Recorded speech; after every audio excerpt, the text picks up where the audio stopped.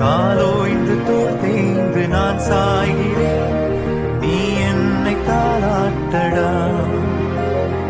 நான் உன்னை பெற்றாலும் என் கண்மணி, உன் பிள்ளை நான் தானடா. ஓ கண்ணீர் சிந்த ஆனந்த பூ ஒன்று பூக்கின்றதே, பாரம் தாங்கி தளர்ந்த இதயம் கை வீசுதே.